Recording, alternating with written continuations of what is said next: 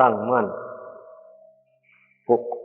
ประคองจิตของตนอยู่เสมอเสมอตั้งแต่อารมณ์ต่างๆมันจะมากระทบกระทั่งเข้าเราจะได้รู้เท่ารู้ทันเพราะสิ่งทั้งปวงที่มากระทบกระทั่งนั้นมันก็ล้วนแต่เป็นของไม่เที่ยงเกิดขึ้นแล้วก็ดับไปแต่จิตนี่สิมันไม่ยอมรับความจริงเหล่านี้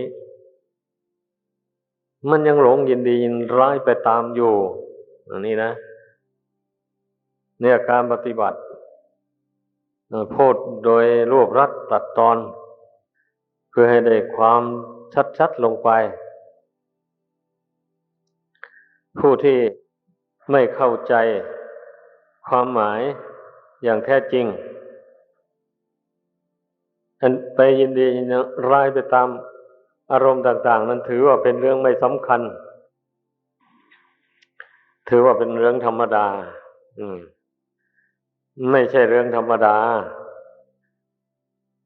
ในการที่มันจะเกิดกิเลสพันห้าตัณหา108ขึ้นในใจก็เพราะมันเกิดความยินดียินร้ายนั่นแหละก่อนต้องให้เข้าใจอย่างนั้นความยินดียินร้ายนั่นแหละมันเป็นสื่อของกิเลสต่างๆอันยินดีมันก็เกิดความโลภขึ้นมันอยากได้ในสิ่งที่ต้องการถ้ายินดีมากๆเข้าไปตนแสวงหาไม่ได้ทันอกทันใจมันก็คิดทุจริตขึ้นมาเป็นหลอกลวงช่อโกงจี้ปล้นเอาของผู้อื่นมาเป็นของตนก็เพราะความยินดีนี่แหละเป็นมูลเหตุทำให้เกิดความโลภเล่งเพ่งเล็งไปในสมบัติของผู้อื่นความโกรธ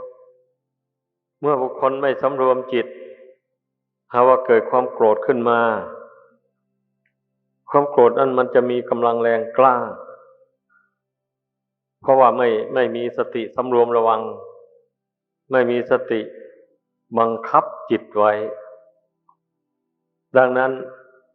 ความโกรธมันจึงรุนแรงขึ้นเมื่ออดรนทน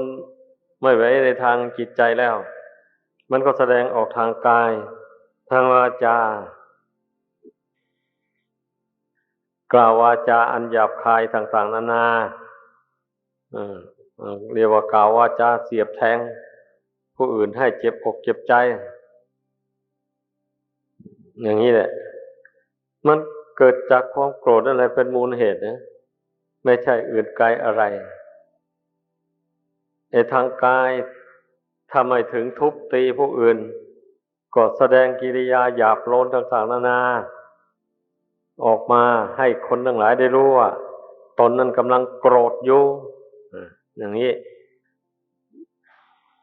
เพราะฉะนั้นอย่าไปถือว่าเป็นเรื่องธรรมดานะอันหมู่นี้นะบุคคลผู้ไปถือเป็นเรื่องธรรมดานั่นแหละมันนึกคิดอย่างสักที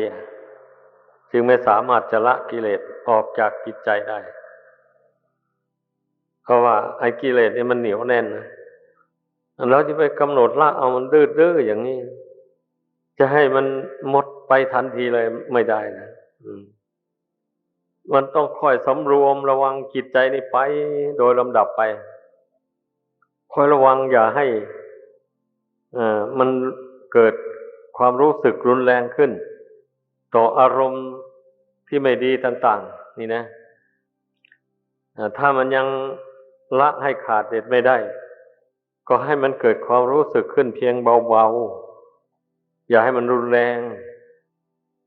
เมื่อมันเกิดความรู้สึกนึกคิดขึ้นเบาๆอย่างนี้ก็สามารถมีสติเตือนจิตได้เตือนจิตว่านั่นความรู้สึกนึกคิดอันไม่ใช่หนทางพ้นทุกข์มันทางไปสู่ทุกข์มันพอคิดได้พอเตือนตนได้แต่ถ้าปล่อยให้มัน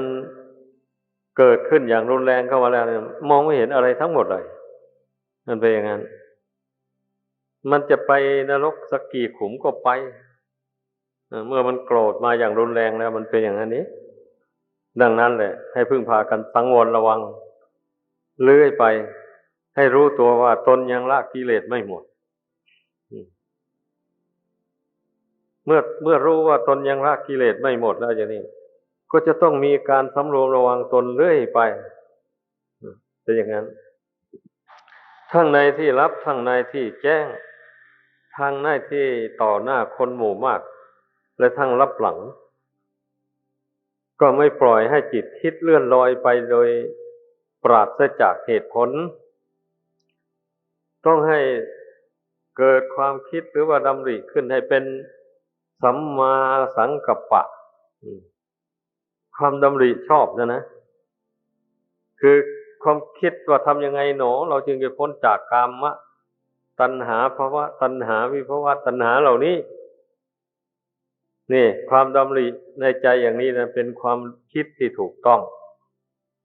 เป็นทางพ้นทุกข์เพราะเมื่อบุคคลมาดำริอย่างนี้ก็แสดงว่ามันเห็นโทษแห่งกามตัณหาต่างๆเหล่านั้น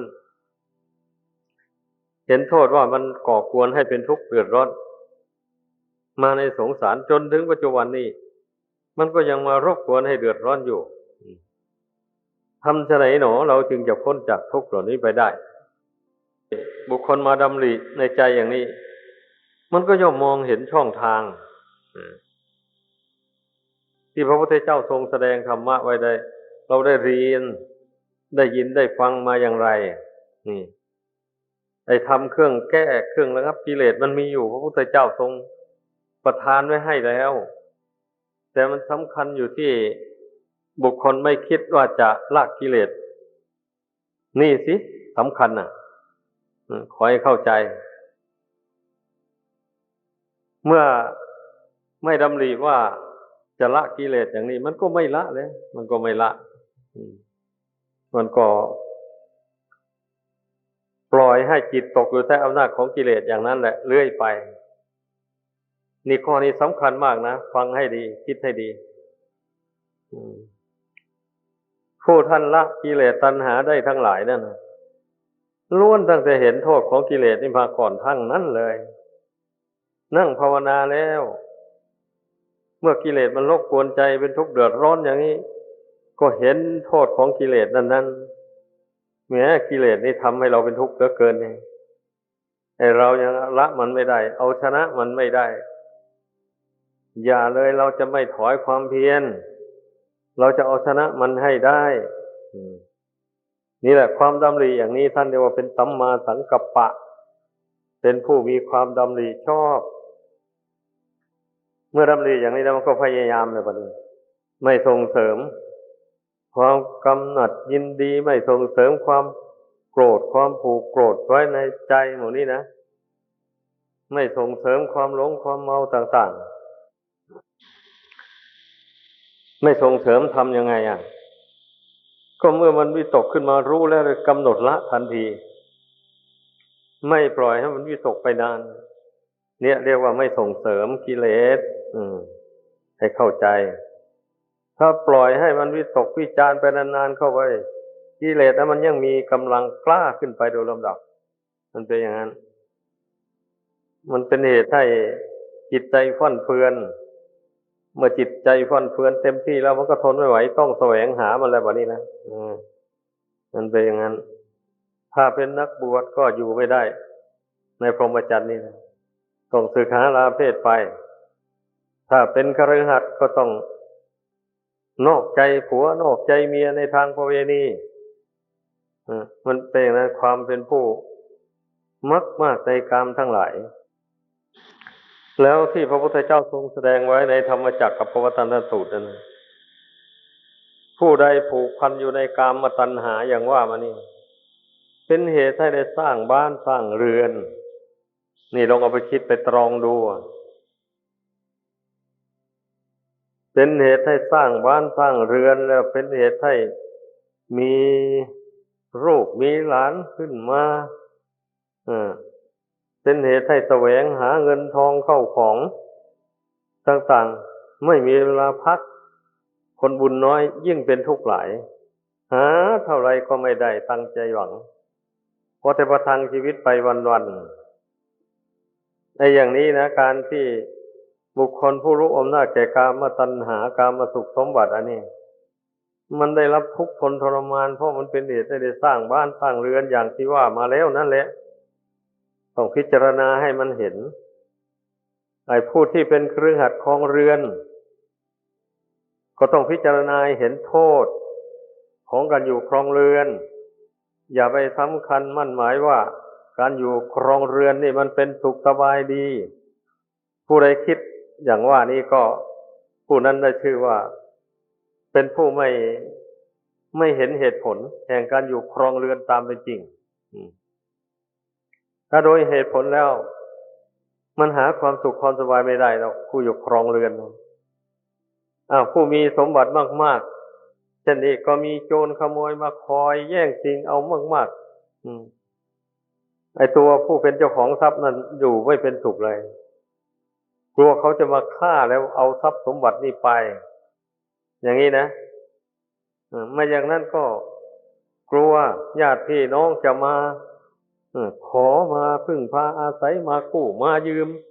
ถ้าไม่ให้ก็ใครอยู่เป็นญาติกันเป็นพี่น้องกันเมื่อกู้ยืมไปแล้วหาดอกเบี้ยส่งให้ไม่ได้ต้นทุนกับส่งไม่ได้อย่างนี้ก็สูญไปเปล่าๆถ้าจะฟ้องร้องอย่างไรก็เป็นญาติพี่น้องกันหนออย่าคิดอย่างนี้แล้วก็กลุ้มใจหลายอย่างไอ้ภัยของความเป็นผู้มีทรัพย์มากนี่นะมีหลายอย่างหลายประการอย่างนี้แหละผู้ปฏิบัติธรรมในพุทธศาสนานี่มันต้องใช้ปัญญาพินิจพิจารณาดูให้รู้ให้เห็นทั้งนักบวชทั้งคฤหัสถ์ก็ต้องให้เห็นแต่ผู้ครองเรือนเห็นโทษของกามตัณหาแต่ก็ละมันไม่ได้ก็ไม่เป็นไรก็ควรรู้เท่าว่ากามตัณหานี่บุคคลผู้บริโภคกามอันไม่ประกอบด้วยปัญญานั่นแหละมันทำเป็นเหตุให้ได้ทำบาปทำความชั่วใส่ตัวทำทุกข์ให้แก่ตัวเองอันนี้แหละให้เห็นโทษแห่งการครองเรือนโดยไม่มีสติปัญญาหลีกเลี่ยงจากบาปจากโทษทุกข์ต่างๆนี่ผู้ครองเรือนนับว่าควรอบรมปัญญาเหล่านี้ให้เกิดขึ้นเพราะว่าบางคนนะเมื่อครองเรือนไปแล้วทำมาหากินโดยทางสุจริตมันไม่ได้ตามใจหวังเลยอย่างนี้นะมันก็เกิดอกุศลจิตขึ้นมาก็แสวงหาโดยทางทุจริตทางเป็นบาปเป็นโทษอย่างที่ว่านั้นเนี่ยเมื่อเป็นเช่นนี้การครองเรือนมันก็นับว่าไม่มีความสุขทั้งในปัจจุบันและทั้งในโลกหน้าอยู่ในปัจจุบันนี้บุคคลผู้หากินในทางทุจริตต้องระวังตัวอยู่อย่างนั้นกลัวเขาจะมาแก้แค้นต้องสะดุ้งอยู่อย่างนั้นเนี่ยจริงอยู่ดีไม่ดีบางรายก็ถูกเขาแก้แค้นตายกันเหมือนกันแหละตายกันเยอะแยะเลยอย่างนี้แหละเรียกว่าผู้ทุจริตแล้วอยู่ในโลกนี้ก็เป็นทุกข์เดือดร้อนละโลกนี้ไปแล้วด้วยกรรมวิบากที่ตัวทำในโลกนี้มันก็จะตามสนองนำดวงจิตนี้ไปทนทุกข์ทรมานในโลกหน้าต่อไปนี่ก็เป็นอย่างนี้แหละดังนั้นพระศาสดาเองนะพระองค์ไม่ได้ทรงบังคับให้ใครละบ้านเรือนออกบวชทั้งหมดพระองค์ไม่ได้สอนอย่างนั้นเลยผู้ใดสมัครใจครองเรือนก็ครองไปแต่ว่าให้ครองโดยศีลโดยธรรมอย่าให้มันออกนอกศีลนอกธรรมไปนี่สำคัญตรงนี้แหละแต่ว่าผู้ที่จะครองเรือนโดยศีลโดยธรรมได้นั่นมันก็ต้องอาศัยการได้ฟังคำสอนของพระพุทธเจ้าบ่อยๆอบรมจิตใจให้สงบตั้งมั่นลงไปแล้วปัญญามันเกิดขึ้นแล้วก็มองเห็นช่องทางที่ทำมาหาเลี้ยงชีพโดยทางที่ชอบมันก็มองเห็นได้บุคคลผู้ไม่อบรมฝึกฝนใจของตนให้สงบให้ผ่องใส ใจเต็มไปด้วยกิเลสเต็มไปด้วยความโลภความอยากได้ไม่มีสิ้นสุดอย่างนั้นย่อมไม่มีปัญญาที่จะหาช่องทางทำมาหาเลี้ยงชีพโดยทางสุจริตได้ขอให้เข้าใจนี่แหละคนเรานะที่ไม่ได้ทำบาปทำกรรมอยู่เนี่ยก็เพราะว่าไม่ได้สนใจพระธรรมคำสอนของพระพุทธเจ้าไม่ได้ฟังแล้วก็ไม่ได้ลงมือปฏิบัติตามเช่นท่านสอนให้นั่งสมาธิภาวนาอย่างนี้ก็ไม่นั่งเอาแต่ความเกียจคร้านแสวงหาแต่ความสุขสนุกสนานชั่วคราวเป็นเครื่องอยู่เช่นนี้เราจะมีปัญญาอะไรล่ะมันจะมีปัญญาหลีกเลี่ยงจากทุกข์จากโทษได้ยังไงนี่มันเป็นอย่างนี้เรื่องมันดังนั้นผู้เช่นนั้นก็ตั้งอยู่ในฐานะเป็นผู้ประมาทปะมาโดมัจจุโนปดังความประมาทเป็นทางแห่งความตายพระพุทธเจ้าแสดงไว้มีอธิบายว่าผู้ประมาทหมายความว่าผู้อยู่ปราศจากสติสัมปชัญญะไม่สำรวมกายวาจาใจของตนให้ตรงต่อธรรมต่อวินัยต่อคำสอนของพระพุทธเจ้าปล่อยใจของตนให้ตกเป็นทาสของความโลภความโกรธความหลงมานะทิฏฐิต่างๆไปตามอำนาจของกิเลสทำดีบ้างทำชั่วบ้างไปอย่างนั้นนะอันนี้ละท่านเรียกว่าเป็นผู้ประมาทในชีวิตเป็นอย่างนั้นไอ้ทำดีก็ดีอย่างโลกนั่นแหละอย่างว่าเขามีการงานอะไรส่วนรวมเกิดขึ้นซ่อมแซมถนนหนทางรั้วราวอะไรมาช่วยกันก็ไปช่วยกันอย่างนั้นก็ถือว่าตนได้ทำดีแล้วไอ้อย่างนี้นะส่วนว่าการฝึกใจฝึกกายวาจาให้อ่อนโยนอ่อนน้อมฝึกใจให้อดทนต่อคำด่าว่าเสียดสีต่อความกระทบกระทั่งต่างๆพวกนี้มันไม่ยอมฝึกกันเลยพอใครกระทบกระทั่งมามันก็โกรธขึ้นมาทันทีเกิดทะเลาะวิวาทกันขึ้นมาไอ้อย่างนี้นะมันชื่อว่าจะทำดียังไงเล่านั่นแหละคำว่าทำดีในพุทธศาสนานี่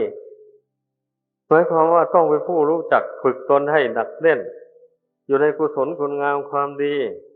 อดกลั้นทนทานต่อความกระทบกระทั่งในโลกนี้เพราะโลกสันนิวาตอันนี้นะ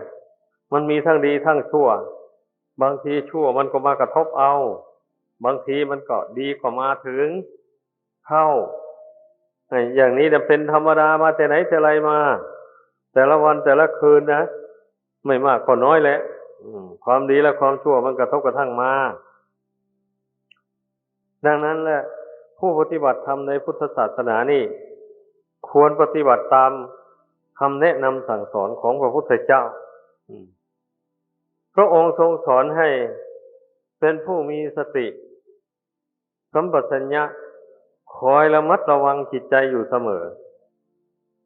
คอยห้ามจิตห้ามใจตนอยู่เสมอยืนเดินนั่งนอนกินดื่มพูดจาอะไรก็อย่าไปลืมตัวให้มันกลัวดูจิตของตนเสมอมีสติคอยระวังอยู่อย่างนั้นพอระวังอยู่นั้นนะมีเรื่องไม่ดีอะไรกระทบกระทั่งมามันก็รู้ทันเลยมันก็ไม่หวั่นไหวไปตามรู้เท่าทันแล้วมันก็กำหนดละไม่ถือมั่นอารมณ์อันนั้นไว้ด้วยความยินดีความยินร้ายต่างๆอย่างนี้นะไม่ถือไว้เลยถ้าถือไว้มันก็ก่อให้ความโลภความโกรธเกิดขึ้นมาแหละทีนี้มันเป็นอย่างนั้นเพราะฉะนั้นควรพากันเข้าใจในวิถีทางปฏิบัติในพระพุทธศาสนานี่การที่ปฏิบัติเช่นนี้นะแสดงให้เห็นว่าพระพุทธเจ้าไม่ได้ทรงสอนให้คนเรานั้นเชื่อสิ่งศักดิ์สิทธิ์ในสากลโลกนี้ทรงสอนว่าไม่ต้องอ้อนวอนบวงสรวงให้สิ่งศักดิ์สิทธิ์มาช่วยเหลือตนให้มีความสุขความเจริญต่างๆนานานี่แสดงให้เห็นแล้วว่าพระองค์ไม่ได้ทรงพระประสงค์อย่างนั้นเพราะจะอ้อนวอนบวงสรวงอะไรมันก็ช่วยไม่ได้เพราะว่ากิเลสนั่นก็จิตเป็นผู้สร้างขึ้นมา ความโลภโกรธหลงที่นะใครไม่ได้หยิบยกเอามาให้นะจิตที่สร้างขึ้นต่างหากตอนนี้เมื่อจิตสร้างขึ้นแล้วจะให้ผู้อื่นมาลบล้างให้นี่มันเป็นไปไม่ได้มันผิดกฎธรรมดาเป็นอย่างนั้นเมื่อจิตสร้างขึ้นมาจิตก็ต้องเป็นผู้ละมันถ้าเห็นว่ามันไม่ดีอย่างนี้นะก็ต้องเพียรละมันไม่ได้อย่างรวดเร็วก็เอาช้าแต่เพียรไม่ถอยละกันไปทีละเล็กทีละน้อยไปไม่หยุดไม่หย่อนแล้วมันก็เบาไปอยู่ในตัวนั่นแหละกิเลสตัณหานะไอ้บางคนใจร้อนไอ้ทำความเพียรขมักเขม้นเข้าไปจะละกิเลสตัณหาให้น้อยเบาบางไปทันทีเลยอย่างนี้นะเมื่อไม่เป็นไปตามใจหวังแล้วก็เอาแล้วเดือดร้อนแล้วเรานี่เห็นจะมีวาสนาน้อยเห็นจะไม่มีวาสนาที่จะมาละกิเลสตัณหานี่ให้เบาบางหรือหมดไปสิ้นไปจากดวงจิตนี่ได้เราไปทำบุญให้ทานอยู่เป็นคฤหัสถ์ทำบุญทำทานอยู่ดีกว่าถ้าเป็นนักบวชนะถ้าเป็นคฤหัสถ์ก็เผยเบยนะวะนี่ไม่นำพาในการทำความดีต่างๆในพระพุทธศาสนาก็ถือว่าตนมีบุญน้อยวาสนาน้อยเอื้อมไม่ถึงคำสอนของพระพุทธเจ้าอย่างนี้นะนี่เข้าใจเช่นนั้นเรียกว่าเข้าใจผิดจากเหตุผลเหตุผลมีอย่างไรเหตุผลก็มีอยู่ว่าอุปมาเหมือนอย่างบุคคลไปเจอไม้ต้นหนึ่งไม้ใหญ่มีแก่นมากอย่างนี้แล้วต้องการเอาเง่ามันด้วยทำยังไงบ้านี่เอาธรรมดาไม้ใหญ่นะไปตัดเพียงเดี๋ยวจะให้มันโค่นลงเลยนะไม่ได้มันก็ต้องหาเครื่องไม้เครื่องมือหาขวานหาจอบเสียมอะไรเลยมาพร้อมแล้วก็ขุดลงไปเจอรากไหนก็ตัดรากนั้นลงไปตัดรากนั้นออกไปแล้วไปขุดลงไปเจอรากไหนก็ตัดรากนั้นลงไปมันก็หมดไปรากไม้ต้นนั้นเป็นอย่างนี้แหละในที่สุดมันก็หมดรากฝอยหมดไปอย่างรากแก้วเจาะให้ลึกลงไปไปถึงรากแก้วแล้วก็ตัดรากแก้วขาดแล้วไม้ต้นนั้นก็ตั้งอยู่ไม่ได้เลยก็ตายล้มลงนี่อุปมาข้อนี้ชั้นใดก็อย่างนั้นแหละการที่พระพุทธเจ้าทรงสั่งสอนให้มีความภาคเพียรพยายามละกิเลสตัณหานี่นะเพราะพระองค์ได้ละมาแล้วได้ภาคเพียรมาแล้วว่ากิเลสตัณหานี่มันเหนียวแน่นมากไม่ใช่จะละเอาได้ง่ายๆต้องอาศัยบุญบารมีให้มากเต็มที่เลยทีเดียวแหละบุญบารมีมีมากไปเท่าใดก็สามารถละกิเลสตัณหาให้เบาบางไปได้เท่านั้นมันเป็นอย่างนี้นะปฏิปทาในพุทธศาสนานี่นะถ้าผู้นั้นสร้างบุญบารมีให้เต็มบริบูรณ์เมื่อใดแล้วบุญบารมีอันนั้นมันก็กำจัดกิเลสภายในจิตใจของคนเราได้ให้หมดสิ้นไปไม่มีเหลือเลยดังที่พระอรหันต์ทั้งหลายบังเกิดขึ้นในโลกนั้นท่านผู้สำเร็จอรหันต์ทั้งหลายแสดงว่าท่านสร้างบุญบารมีมาในสงสารนี่เต็มบริบูรณ์แล้วเพราะฉะนั้น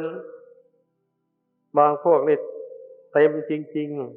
ๆจนว่าไม่ต้องทำความเพียรอะไรพระองค์แสดงธรรมเพียงบาทพระคาถาเดียวจบลงก็หลุดพ้นจากกิเลสโดยประการทั้งปวงแล้วเป็นพระอรหันต์แล้วบางคนเนี่ยยังไม่เต็มดียังนิดหน่อยพระองค์ทรงแสดงธรรมยกหัวข้อธรรมขึ้นแล้วอธิบายไปพอสมควรจบลงก็ได้บรรลุอรหันต์ไปแล้วนี่เรียกว่าท่านเป็นผู้สร้างบารมีมาอย่างยอดเยี่ยมเลยท่านเหล่านี้นะ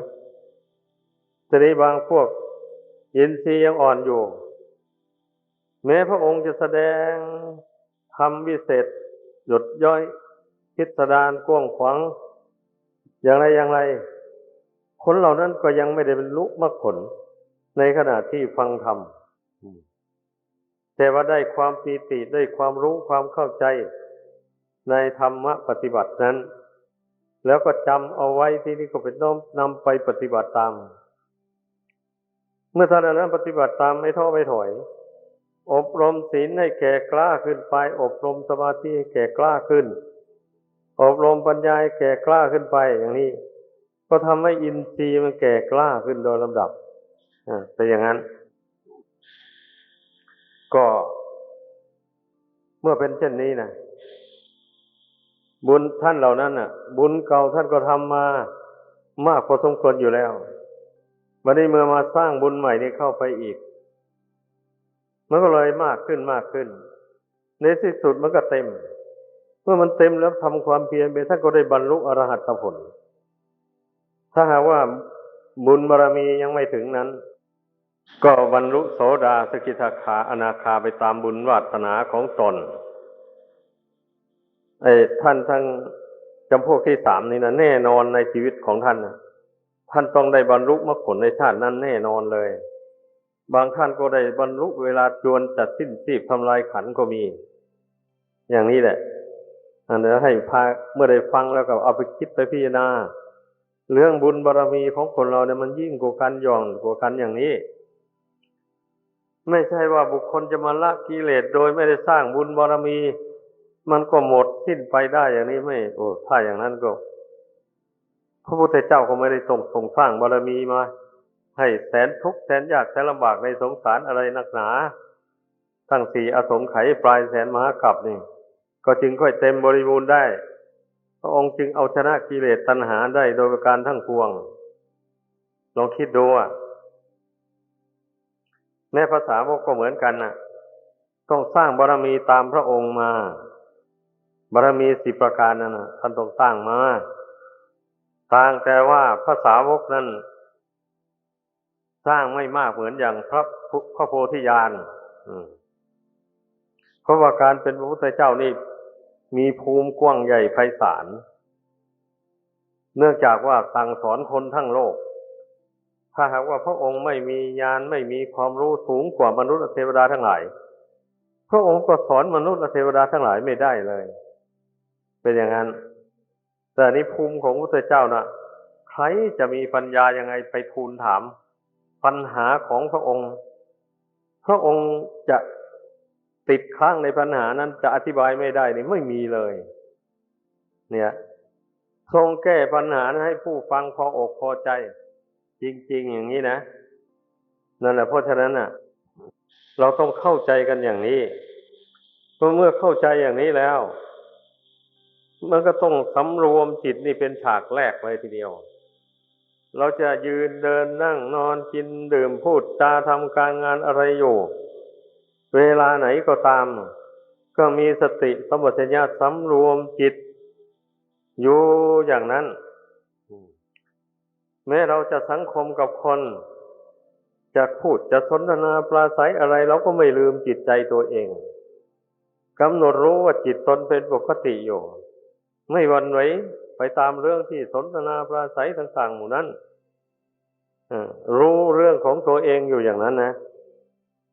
นี่แหละเป็นบทบาทเบื้องต้นแห่งการปฏิบัติธรรมถ้าหากว่าไม่